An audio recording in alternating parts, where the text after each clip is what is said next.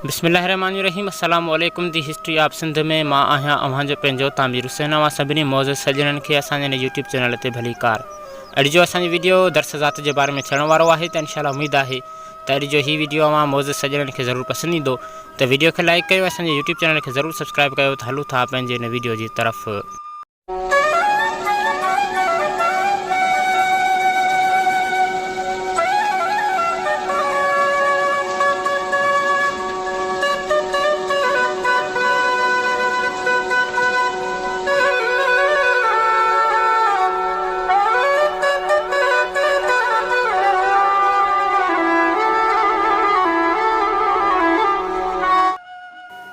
दर्स ज़ात वारा बुनियादी तौर ते समान कबीले सां तालुक़ रखनि था। दर्स लफ़्ज़ मदरसे मां वरितलु आहे, यानी उहो माण्हू जेके मदरसनि में दर्सो तदरीस जो कमु कंदा हुजनि, मज़हबी ॻाल्हियूं ॿुधाइण या वाइज़ वग़ैरह करण वारा। शुजरे जे हवाले सां राजा रायधण जे औलाद मां पलीअ खे 4 पुट हुआ। दर्स सांद पलीजो ऐं ओढो, उन्हनि मां दर्स जो औलाद दर्स सॾिजे थो।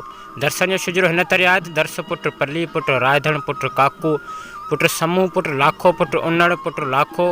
दर्स सिंध जे अक्सर वॾनि शहरनि ऐं ॻोठनि में आबाद आहिनि। सिंध जो मशहूरु कहाणीकार अदीब रसूल बख़्श दर्स ऐं नई टहीअ जे नुमाइंदा शाइर हसन दर्स मरहूम जो वास्तो बि दर्स ज़ात सां आहे। हिकु ॿिए हंधि लिखियलु आहे त दर्स गोस बहाउद्दीन ज़करिया मुल्तानीअ जे गोसी तरीक़े जे वॾे मान वारो लक़ब आहे, जेके नेक ऐं सालिया थिया तिन खे दर्स कोठियो वियो।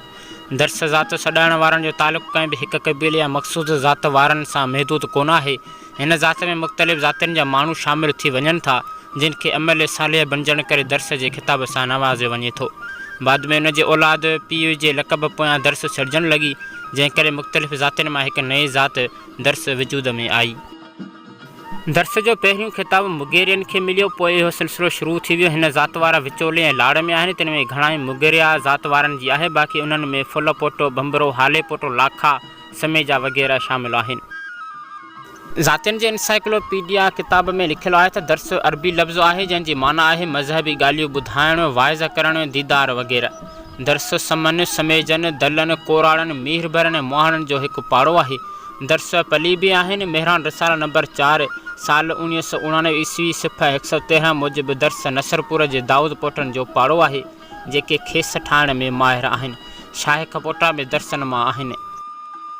उन हिसाब सां दर्सनि जो सुजरो कुझु हिन रीति आहे त लाखो, उन जो पुटु उन्नड़, उन्नड़ जो पुटु लाखो, लाखो जो पुटु समूह, समूह जो पुटु काको, काको जो पुटु पली ऐं रायधण, पली जे पुटु समूह जेको मल्हान जो सरदार हो। बाक़ी रायधण जो पुटु पली, उनखे 4 पुट हुआ, दर्स, सांद, पली जो ऐं ओढो जेको दर्स हो। दर्स हुन जो औलाद दर्स आहिनि।